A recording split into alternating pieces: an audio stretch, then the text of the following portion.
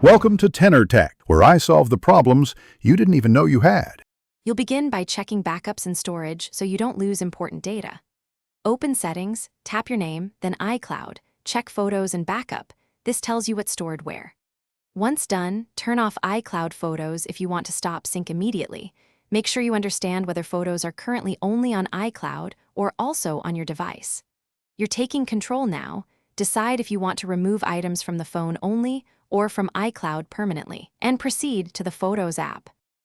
Now you'll delete and clean up carefully. In Photos, you select to choose multiple items, then delete. This cues them to recently deleted. Make sure to go to Albums Recently Deleted and tap Delete All to free both device and iCloud space immediately.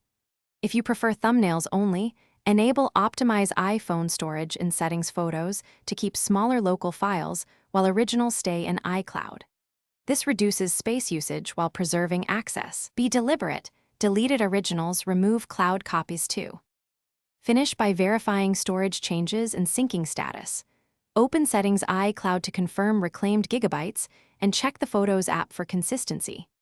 If things look out of sync, toggle iCloud Photos off then on, or restart your iPhone to force a sync. If you accidentally removed something, stop and restore from an iCloud backup or your latest local backup. Avoid further deletions until restored. One troubleshooting tip: if photos don't appear after restore, sign out of iCloud and sign back in to Thanks for watching. Subscribe to keep your life in tune.